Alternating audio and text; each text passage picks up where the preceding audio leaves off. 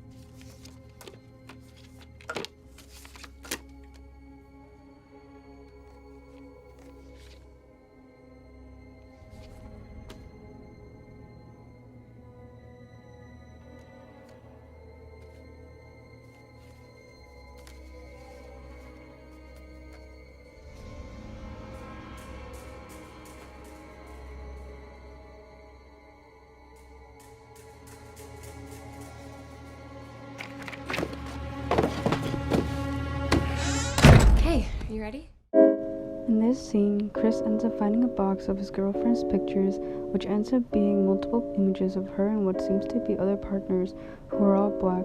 This is alarming and does showcase fetishization. Many may argue that it's a preference, but when one decided to prefer one race or ethnicity while being another race or ethnicity, that is when it is fetishization or exotifying.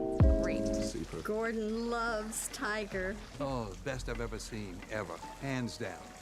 So, Chris, let's see your form.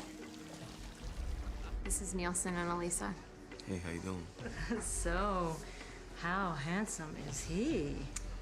Are you handsome? Okay. Oh. Not bad. Hey, Nielsen? So, is it true? Is it better? Wow. Fair skin has been in favor for the past, couple of hundreds of years. But now the pendulum is swung back. Black is in fashion. In the scene shown, Chris is being objectified. For instance, in the first clip, the first thing the man had in mind was Tiger, who was a black golfer. Many people of color referred to as other people of color, which is an example of alienation. The next scene is a perfect example of fetishization. Black men are fetishized and stereotyped for their bodies. The idea of this is concluded in the scene when the woman dares to say, "So is it true? Is it better?" They're spending so much money to keep them here when they could be spending it on other things, but at least they're keeping them separate from us. I want to be realistic with everyone. The aliens will not be able to go home. The aliens are here to stay. Rose, and people became more and more fed up, and eventually the rioting started. Residents in Tembiso rioted for the third consecutive night in an attempt to remove all the aliens from their township.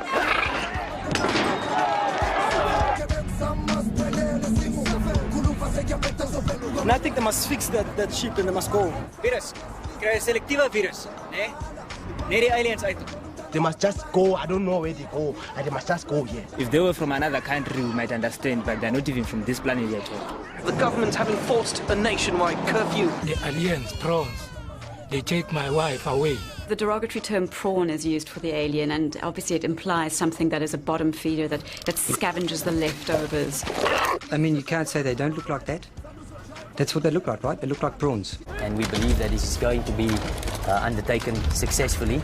It is to move 1.8 million prawns from their present home in District 9 to a safer and better location 200 kilometers outside of Johannesburg City.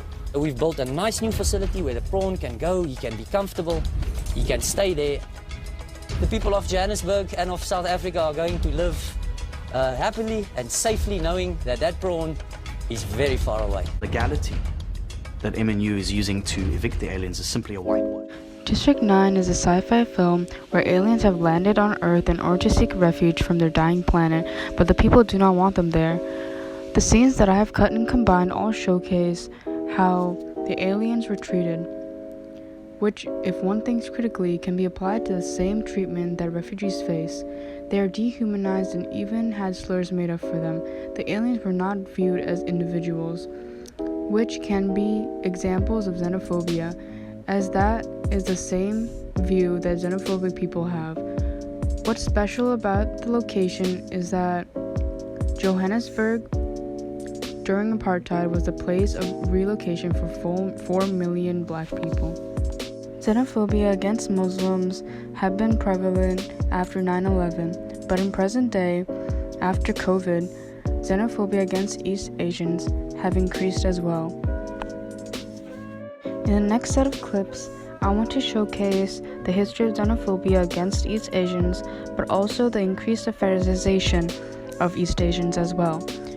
Not only are they desexualized in modern day film, but so are South Asians, and they continue to be.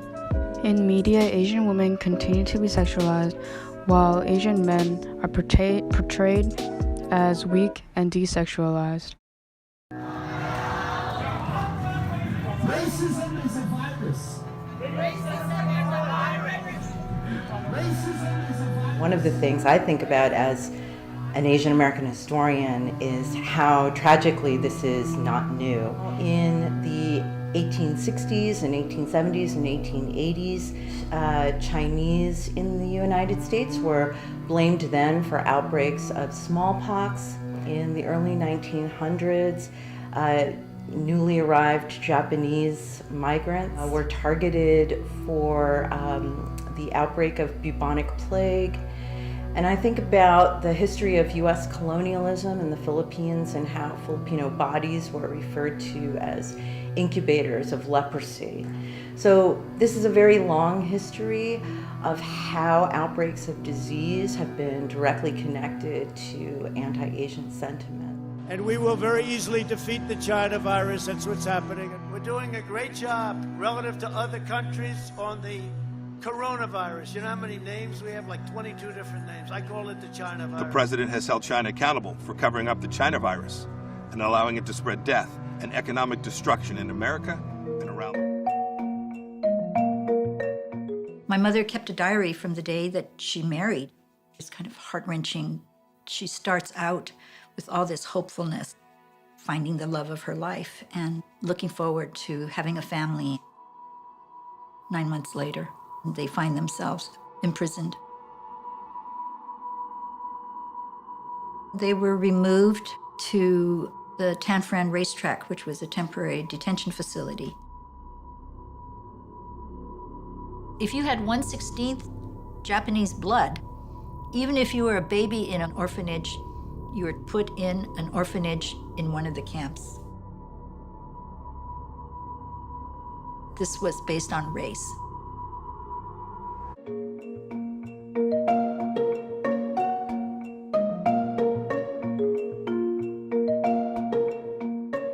It's the same euphemistic language.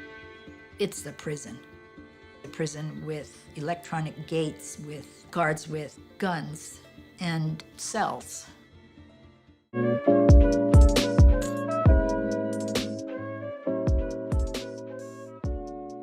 Suspect in the deadly Atlanta area shooting spree telling police he was motivated by a sex addiction. He does claim that it was not racially motivated. He apparently has an issue, what he considers a sex addiction, and it's a temptation for him that he wanted to eliminate. In that 2021 Atlanta mass shooting, 8 people were killed, 6 of them were Asian women. Racial relations between black and white people to preserve white racial purity, despite rape and sexual abuse being common experiences of enslaved African people. These laws eventually extended to all non-white groups. Legislation in the United States, such as the Page Act, discriminated and barred Asian women. They've been stereotyped as a seductress, as subservient, as disease, and we can tie that directly to what happened to the Atlanta shooting. The voice behind all of these narratives is a white male subjectivity, and it's that fantasy of what Asian female body is. One force behind both the fear and fetishization of Asian people is a concept known as Orientalism. Orientalism is a term that was coined by cultural literary theorist Edward Said, and what he discovered is that bodies of the East are always represented in a particular way, and that is in opposition to the West.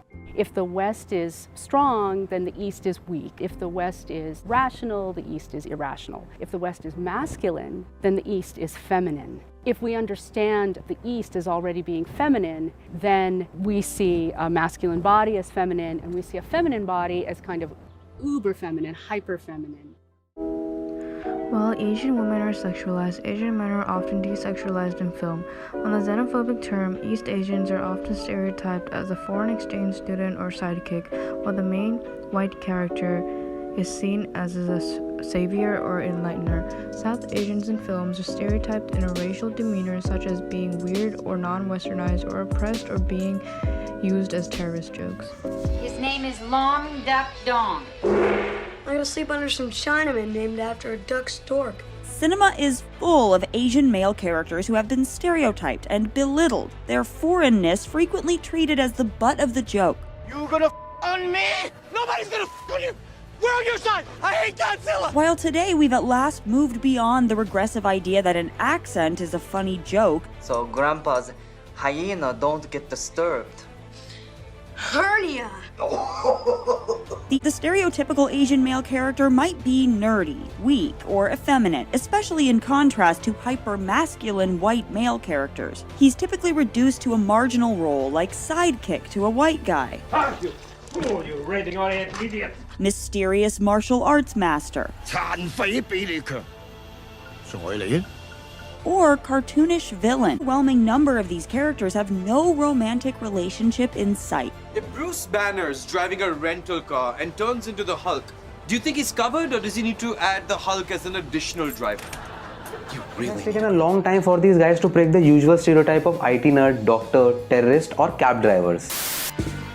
We need you to do an accent. You mean like an Indian accent? You know, Ben Kingsley did an accent in Gandhi and he won the Oscar for it, so... India as a country itself is just a big stereotype character, usually representing poverty, becoming a place of enlightenment for white people finding themselves, or just be tagged as culturally rich or ethnic by reducing us to our customs and festivals. And after 9/11, Indians or other South Asians were stereotyped as either terrorists or suspects. And this problem has been there for ages. In the 1968 film The Party, Peter Sellers, a white actor, was brown-faced to play a clueless Indian man at a dinner party. Film की main theme ही यही थी that immigrants don't fit in with the American lifestyle and culture. The mystery around a non-Western culture and white people tagging it under exotic while failing to understand or having a discourse with it has to do with their racism problem as well. Now in no way does it mean that all of them are racists, but you will agree with me on the fact that the West is obsessed with themselves and they have always held a sense of superiority over non-Western cultures. It's like the whites are by default the most important people and the other communities are just there to add a different flavor to their films, more like accessories. Xenophobia against East Asians had increased due to the pandemic, but so has the fetishization of certain type of Asian men. For instance, the K-pop and Japanese anime industry has grown drastically, but so has the fetishization of Korean and Japanese men, while other Asian men continue to be desexualized or not on top of the list of Asian preference.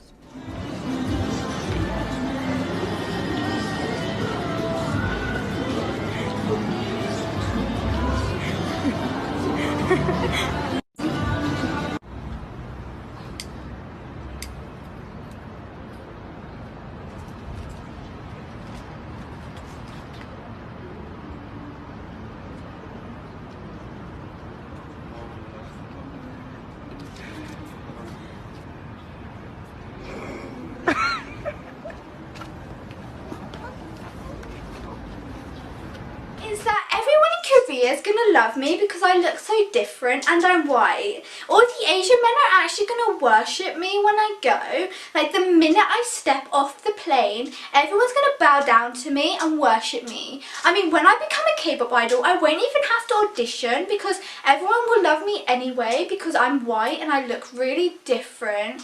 And yeah.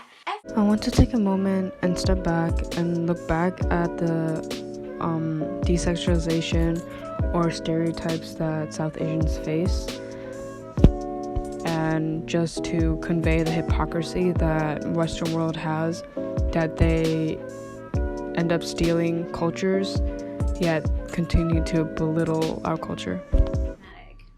Hijabis find bizarre ways to take off their hijab in countless dramas, from Quantico to Hella to Grey's Anatomy to Netflix's Elite. This idea suggests that the hijab is oppressive in all forms, and Muslim women are in need of saving from their lifestyle of modesty. Usually the savior is a white man. Muslim women like me choose to wear the hijab. Many women wear it for different reasons, but ultimately we do it to show our faith. This is not something we need to be freed from. It frees us. Muslim countries are not yellow-stained and filled with terrorists at every corner. Why does Hollywood continue to portray Muslim-majority countries as war-torn and militia-based? Every country has stories and cultures of their own, as beautiful as the people who live there. When was the last time you saw a movie about a Muslim-majority country that was authentically portrayed? Orientalism. Orientalism is how Western societies look at Asian and especially Arab societies as unmodern. A primary framework used to justify colonization, Orientalism's ramifications are found in every corner of our world. Disney's Aladdin, for example, the Arabian Nights opening song literally sings, "It's barbaric, but hey, it's home." Along with exotifying and stereotyping nearly every woman in the film. I liked Chirag a whole lot better when he was in India. Man, I sure do miss Chirag. Wonder when he's coming back. It's almost like I can feel his presence. What are you talking about? Here I am. Thank you, but do not worry. I have this cool thing wired. Fire! Fire! I will save my new school! Vikiros, pleased to meet you. Cheerio, fellow pupil! Man meat. No, man meat. That's not the kind of tone you want to use in a copy to bust your ass. Bust my ass? Yeah, Kumar. Bust your ass. What kind of name is that anyhow, huh? Kumar. What is that, like 5 O's or 2 U's? No. For the fucky.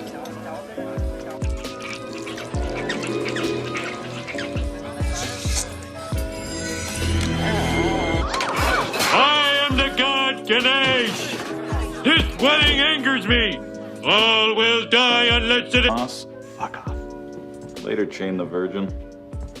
You're making it worse. Sorry, Django. Django? I'm Django.